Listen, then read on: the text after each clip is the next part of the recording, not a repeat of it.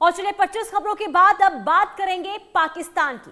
पाकिस्तान के रक्षा मंत्री ख्वाजा आसिफ ने दुनिया के सामने अपनी फौज की पोल खोलकर रख दी है, बेनकाब कर दिया है। दरअसल संसद में अपनी ही सेना की पोल खोली है ख्वाजा आसिफ ने और साफ साफ कह दिया है कि पाकिस्तानी सेना बलूचिस्तान प्रांत की रखवाली करने में पूरी तरीके से असक्षम है। बिल्कुल पुनीता, एक बड़ा कबूलनामा है ये। बलूचिस्तान में विद्रोहियों के भीषण हमलों के बाद सरकार की ये लाचारी दुनिया के सामने आ गई है। सोशल मीडिया पर ऐसे कई वीडियोस वायरल हो रहे हैं जिनमें पाकिस्तानी सैनिक बलूच विद्रोहियों के डर के मारे अपने पोस्ट छोड़कर भागते नजर आए। ख्वाजा आसिफ ने संसद में अपनी लाचारी जताते हुए कहा कि बलूचिस्तान पर नियंत्रण करना सेना के लिए नामुमकिन हो गया है। और रक्षा मंत्री ने एक और चौंकाने वाला खुलासा किया है कि बलूच विद्रोहियों के पास पाकिस्तानी सेना से कहीं अधिक एडवांस और महंगे हथियार हैं। वैसे पाकिस्तानी फौज सरेंडर का इतिहास पुराना है। टीटीपी के साथ लड़ाई में पाकिस्तानी आर्मी ने सरेंडर किया और सैनिकों के गले में जूते डालकर परेड भी करवाई गई थी। बिल्कुल, इतना ही नहीं, 1971 में भारतीय सेना के सामने भी पाकिस्तान की फौज ने सरेंडर किया था। पाकिस्तानी फौज अब बीएलए के सामने सरेंडर कर रही है। उससे पाकिस्तान को टूटने से कोई भी नहीं बचा सकता। और इसी मुद्दे पर हम अपने खास मेहमानों के साथ चर्चा भी करेंगे, लेकिन पहले पाक रक्षा मंत्री का आपको वो बयान सुनवाते हैं जिसमें वो बता रहे हैं किस तरीके से इस वक्त पाकिस्तान की जो सेना है वो बीएलए के सामने लाचार साबित हो रही है। हमें दहशतगर्दी का सामना जो है केपी में भी है, पख्तूनख्वा में भी दहशतगर्दी का सामना है। हमारी वहां पे फोर्सेस जो हैं, सिक्योरिटी फोर्सेस जो हैं, उनकी तादाद कहीं ज्यादा है बलूचिस्तान से। उसकी ज्योग्राफी जो है वो कवर उस तरह नहीं हो सकती जिस तरह पंजाब या सिंध या पख्तूनख्वा की हो सकती है। उससे ये एडवांटेज लेते हैं। मैंने आपको बताया है कि 40 के 35 स्क्वायर किलोमीटर के ऊपर एक बलूचिस्तान का शहरी, बलोच नहीं, उसमें और भी शहरी, जिस तरह मैंने आपको परसेंटेज बता दिया। तो आपने सुना किस तरीके से ख्वाजा आसिफ का ये पूरा बयान निकलकर सामने आया जो कि चर्चा का विषय बना हुआ है और पाकिस्तान की लाचारी को दर्शाता है कि किस तरीके से पाकिस्तानी आर्मी जो है वो बीएलए के आगे घुटने टेक रही है। हमारे सहयोगी अजय जांडियाल हमारे साथ जुड़े हैं, उनका रुख करेंगे इन्फॉर्मेशन के लिए। अजय, अगर बात हम बलूचिस्तान को लेकर करें तो बलूचिस्तान में जो आग लगी हुई है उसमें अगर हम कुछ बलूच नेताओं को लेकर बात करें तो उनके नेतृत्व में लगातार आजाद बलूचिस्तान की मांग और भी ज्यादा तेज होती नजर आ रही है, चाहे वो सीमा बलोच हो, महरंग बलोच हो और ऐसे कई बलोच नेता जो आजादी की जंग यहां पर लड़ते नजर आ रहे हैं। देखिए अभिषेक, बिल्कुल अगर आप देखें तो लंबे समय से बलूचिस्तान के लोग पाकिस्तान के सामने अपने तमाम मुद्दों को रखा करते थे, जिसे पाकिस्तान चाहता था कि कम से कम उन जो बलूचिस्तान के लोग चाहते थे कि उनको सुना जाए। देखिए पाकिस्तान ने दरअसल बलूचिस्तान पर कब्जा किया 1947 के बाद। उसके बाद से लगातार उन लोगों पर कब्जा करके उनको दबाने का सिलसिला चलता रहा। उन लोगों को जो बुनियादी सुविधाएं थी वो नहीं दी गई। उन लोगों के रिसोर्सेज को वहाँ पर चीन को, अमेरिका को बेचने की तैयारी की गई, उनका इस्तेमाल किया जाता रहा, मगर उन्हें उनके हक नहीं दिए गए। तो ये तमाम चीजें थी जिसके कारण लोगों के बीच लगातार पाकिस्तान की सरकार के खिलाफ गुस्सा बढ़ता गया और वो इतना बढ़ गया कि जब वो प्रदर्शन के लिए सड़कों पर आए उन्होंने खुले तौर पर सरकार को चेतावनी दी, मगर उसे भी तब दबाया गया पाकिस्तान की तरफ से। तो वहां पर बीएलए का गठन हुआ और ऐसे ही कई ऐसे गुट बन गए जो हथियारबंद गुट थे और पाकिस्तान के खिलाफ उन्होंने मोर्चा खोला। अगर आप देखें तो अब पिछले कई दशकों से इसी तरह से वो लगातार सरकार के खिलाफ थे और आज हालत यह है कि पाकिस्तान की सरकार खुद अपनी नेशनल असेंबली में इसकी तस्दीक कर रही है कि उन्हें वहां पर जो पाकिस्तानी सेना को और पाकिस्तानी सरकार को वहां कितनी मुशक्कत करनी पड़ रही है और वहां पर बड़े हिस्से में कब्जा जो है उनका पूरे तरीके से हो चुका है। कई तस्वीरें हम कई बार बता चुके हैं कि कैसे पाकिस्तान का ये बलूचिस्तान का जो इलाका है यहाँ पर लगातार बलोचियों ने अपना कब्जा कर लिया है। पाकिस्तानी सैनिक मारे जा रहे हैं, वहाँ पर उनकी चौकियों को, उनके कैंप्स पर जो है वो बीएलए का कब्जा है। तो ये तभी मुमकिन हो पाया जब वहाँ के लोगों ने उनको समर्थन दिया और उसी समर्थन के साथ जो है ये लोग अब आगे बढ़ रहे हैं। ये लोग यूएन तक पहुंचे और उन्होंने कहा कि हमें आज़ाद मुल्क का दर्जा दे दिया जाए, हम अपना जो फ्यूचर है वो खुद लिखेंगे। हालांकि अभी उस पर मोहर नहीं लगी है, मगर इतना कर देना ये बहुत बड़ी बात है।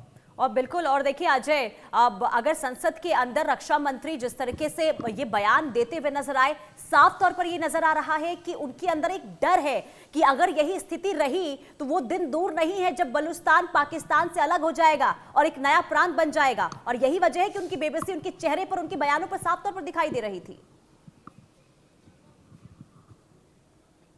देखिए, बिल्कुल ये बेबसी इसीलिए है क्योंकि उन लोगों का रहनुमा बनने के बजाय उन लोगों पर अत्याचार हुए। बलूचिस्तान एक आज़ाद मुल्क हुआ करता था, मगर पाकिस्तान ने जब उस पर कब्जा किया उसके बाद पाकिस्तान उसको अब संभाल नहीं पाया। यही हाल जो है आप देखें तो पाकिस्तान के कब्जे वाले कश्मीर में है, गिलगित में है। आप देखें यही हाल खैबर पख्तूनख्वा में जो लोग हैं उन्होंने जब अब विरोध प्रदर्शन अपने शुरू किए वो कर दिया है। और आने वाला समय जो है वो पंजाब और जो प्रांत पड़ता है उसके लिए भी ऐसा ही होने वाला है। आप देखें तो वहाँ पर जो पाकिस्तान की सरकार है, सेना है, वो किसी को भी हक नहीं दे पाई है। मिनॉरिटीज़ का हाल वहाँ बुरा है। पीओके के लोगों की हालत क्या है?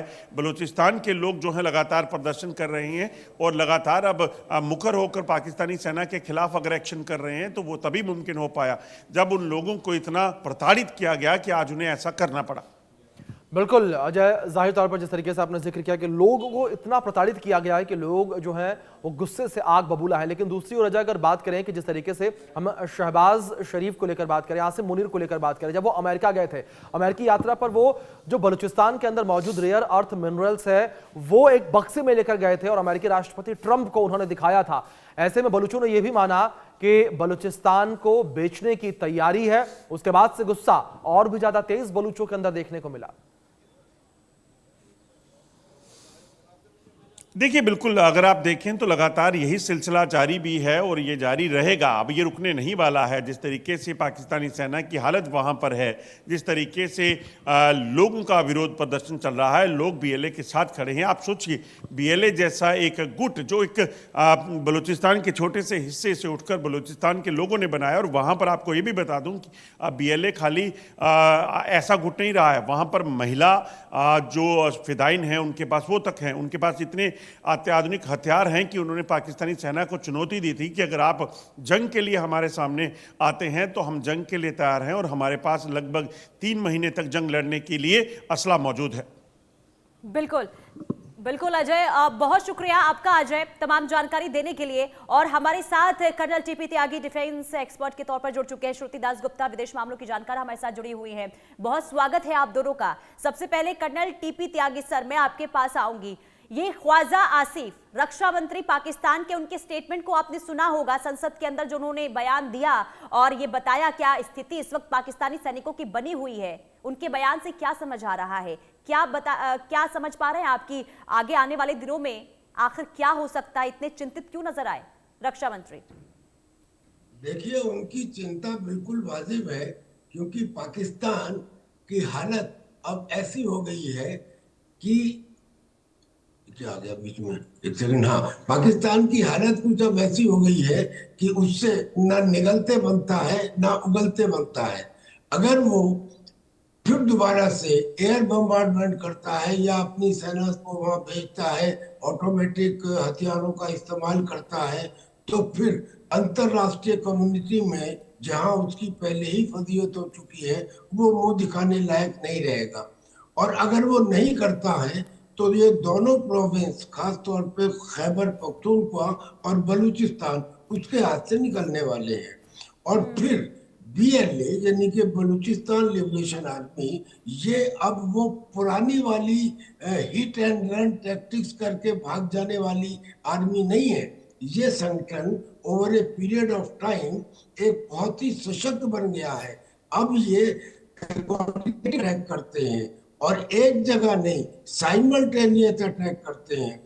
और इनके हाथ में अफगानिस्तान में जो अमेरिका अपने एडवांस हथियार छोड़कर गया था वो भी इनके हाथ लग चुके हैं। यानी कि अब इनसे वैसे भी मुकाबला पाकिस्तान की आर्मी के लिए मुश्किल है। अब प्रत्यक्ष को प्रमाण की आवश्यकता क्या, अब तो उनके 84 जो है सिपाहियों को ग्वादर में मारा। और मारना तो एक चीज है, 18-20 सिपाहियों को पकड़ भी लिया और ये भी एक चीज है। उनके 30 सरकारी संस्थानों के ऊपर कब्जा कर लिया। जी। ये जो स्थिति बन के आई है, अब ये दिख रहा है कि अब ये बलूचिस्तान उनके हाथ से निकल रहा है और उसके बिल्कुल। कारण दुनिया के सामने साफ है। सबसे पहला तो ये कि वहां 500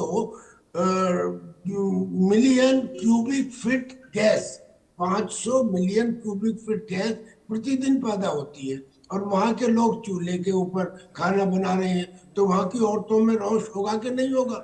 और ऐसे ही वहां की औरतों को या वहां के आदमियों को जिस तरह से जबरन गायब कर दिया जाता है, वहां की औरतों को ये नहीं मालूम कि वो सुहागन है या विधवा है। ऐसी स्थिति में आक्रोश बिल्कुल की त्यागी जी, कदर जिस तरीके से पड़ेगा। आपने जिक्र और किया, जो स्थितियां नहीं, बनती यही नजर आ कारण रही है, हैं। जी, यही कारण है कि उनकी मजीद ब्रिगेड में अब औरतें न केवल शामिल होने लगी हैं बल्कि फिदायीन बनने लगी हैं।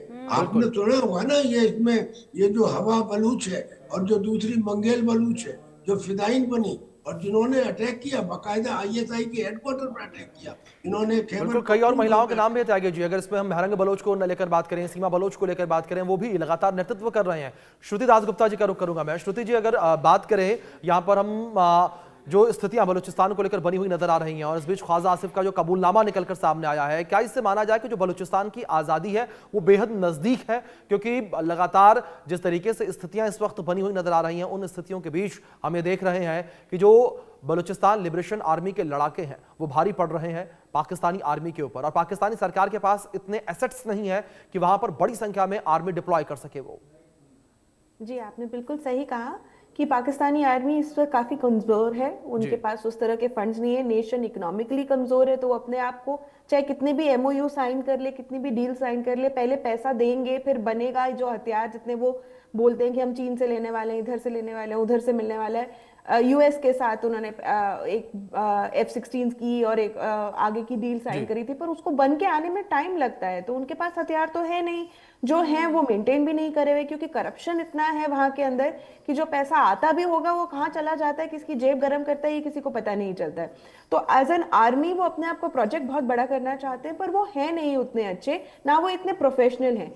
एक किसी का मैं इंटरव्यू सुन रही थी विदेशी मीडिया के अंदर, और वो कह रहे थे कि पाकिस्तान की आर्मी दुनिया को बहुत बेवकूफ समझती है और अपने आप को बहुत ही तुर्रम खान समझती है स्ट्रैटेजी वाइज, लेकिन उनकी स्ट्रैटेजी उन्हीं के लोग वहां पे उनको हरा देते हैं। और बलूचिस्तान के अंदर जो होता हुआ ये जो विद्रोह है, जो आजादी की लड़ाई है, ये वही असलियत सबके सामने लाके खड़ा कर देता है। क्योंकि 40% जहां का देश है वो आपको कितने बिलियंस वहां से वो लोग एक्सट्रैक्ट करते हैं साल में, और उसका 12% भी उनके ऊपर खर्च करने को तैयार नहीं होते। पिछले साल उन्होंने बात करी थी कुछ पाकिस्तानी रुपीस 350 या 360 बिलियन पाकिस्तानी रुपीस का उन्होंने बोला इंफ्रास्ट्रक्चर बनाएंगे, एजुकेशन के लिए करेंगे, लोगों का उन्नति करेंगे, आप चिंता मत करिए। बलूचों को उन्होंने ऐसा दिलासा जो हर 5-6 साल में वो देने की कोशिश करते हैं, क्योंकि ये सब सुन के लोग सोचेंगे चलो हमें भी शायद हक मिल जाए और ये जो आके जो आजादी की लड़ाई लड़ रहे हैं वो लोग हल्के पड़ जाए। पर ये बिलियंस कभी खर्च होते नहीं, क्योंकि ये जैसे करप्शन है वहां पे वो पैसा आता नहीं है, सिर्फ पैसे की बातें होती हैं और ये बातें होके वहीं खत्म हो जाती हैं। इतने बड़े एरिया को अगर आपको आर्मी से कंट्रोल करना है, आपको चप्पे चप्पे पे कितनी कितनी यूनिट आपको एस्टैब्लिश करनी पड़ेगी, आपके लोग खत्म हो जाएंगे लेकिन उस जगह को आप कंट्रोल नहीं कर पाएंगे। 40% जो है वो एरिया, उसके अंदर 10% से कम लोग हैं पाकिस्तान की टोटल पॉपुलेशन के, और उनके ऊपर खर्चा होता नहीं। उनको आप देखेंगे तो आपको लगेगा कि आप 7वीं सदी के किसी इंसानी सेटलमेंट को देख रहे हैं। वो इतने गरीब हालात में रहते हैं और इसके बावजूद उनके ऊपर अत्याचार होता है। जो यंग लोग और होते यही हैं, वजह है ना श्रुति दासगुप्ता जी, क्योंकि सालों से इनकी मांग रही है कि उन्हें मूलभूत सुविधाएं दी जाए और अपनी आवाज को लेकर सड़कों पर उतरे, और जब नहीं सरकार की आंख खुली इसके बाद अब ये स्थिति वहां पर बनी हुई है। लेकिन कर्नल टीपी त्यागी सर, देखिए इससे तो ये भी समझ आता है ना कि दशकों तक आपने जिन आतंकियों को पाला पोसा, पनाह दिया और ट्रेंड किया, और आज वही आतंकी उनकी नाक में दम किए हुए बैठे हुए हैं। कहीं ना कहीं ये पाकिस्तान की पूरी तरीके से पोल खुलती हुई तस्वीर सामने आ रही है। और सीधे साथ एक और भी मैं आपसे ये समझना चाहूंगी, ख्वाजा आसिफ ने संसद के अंदर यह भी कहा कि बीएलए के पास महंगे हथियार हैं, आधुनिक हथियार हैं। तो ये हथियार जो आ रहे हैं ये कहां से आ रहे होंगे उनके पास, इस पर भी जरा विस्तार से बताइएगा, क्या वजह हो सकती है इसके पीछे की? देखिए, अफगानिस्तान को पाकिस्तान अपनी स्ट्रेटेजिक डेप्थ समझता था, और जब वहां पे तालिबान शासन आया तो बड़ा खुश हुआ था कि हाँ, अब तो ये हमारे कंट्रोल में आ गया है और अब हम इससे हिंदुस्तान के खिलाफ इनके आतंकियों का इस्तेमाल करेंगे। लेकिन हो गया उल्टा, समझ में आ गया अफगानिस्तान को। अब अफगानिस्तान से जो अमेरिका छोड़ के गया था, ऐसी हालत में कि हारती हुई आर्मी भी अपने हथियारों को या तो लेके जाती है या नष्ट करके जाती है, लेकिन अमेरिका अपने हथियारों को छोड़ के चली गई, ना नष्ट किया ना लेके गई। और वो हथियार जो थे वो सोफिस्टिकेटेड है, वो महंगे हथियार है, उनमें असॉल्ट राइफल्स हैं, उसमें ड्रोन्स हैं, नाइट विजन डिवाइसेस हैं, उसमें छोटे हेलीकॉप्टर्स हैं, उसके अंदर छोटी तोपें हैं, तो बहुत स्पेशल इक्विपमेंट है उनका। वो इक्विपमेंट अब इनके हाथ लग गया बलूचिस्तान लिबरेशन आर्मी के, और बलूचिस्तान लिबरेशन आर्मी के हाथ लग गया, ये तो एक बात हुई। पाकिस्तान की जिम्मेदारियां बढ़ गई। वो पाकिस्तान जो हमको बोलता था कि हिंदुस्तान के ऊपर 2 फ्रंट से अटैक होगा, आज उसकी हालत क्या है? आज करीब 3,500 किलोमीटर हिंदुस्तान के बॉर्डर है, और ऐसे ही 2,400 किलोमीटर अफगानिस्तान का बॉर्डर है, और ऐसे ही 1,000 किलोमीटर ईरान का बॉर्डर है, यानी कि वो खुद 8,000 किलोमीटर बॉर्डर के ऊपर घिरा हुआ है। तीनों जगह उसे आर्मी डिप्लॉय करनी है। अगर तीनों जगह डिप्लॉय करनी है तो किसी भी जगह वो कंसंट्रेटेड नहीं रहेगा, और यही कारण है कि बलूचिस्तान लिबरेशन आर्मी में उतनी फौज तो है नहीं जो मुकाबला करे, और जो है वो डरपोक है। डरपोक क्यों है?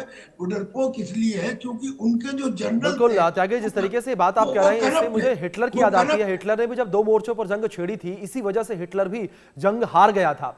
श्रुति जी, मैं आपका रुख करूंगा। और श्रुति जी, जिस तरीके से अगर हम बलूचिस्तान की आजादी को लेकर यहाँ चर्चा करते नजर आ रहे हैं, एक तरफ टीटीपी और बीएलए ने हाथ मिला लिया, तो क्या आपको लगता है कि ये आजादी की राह इतनी आसान है? क्योंकि सीपीईसी कॉरिडोर एक बड़ा रोड़ा माना जाता है, और दूसरी ओर अमेरिका का इंटरेस्ट भी बलूचिस्तान के अंदर पूरी तरीके से।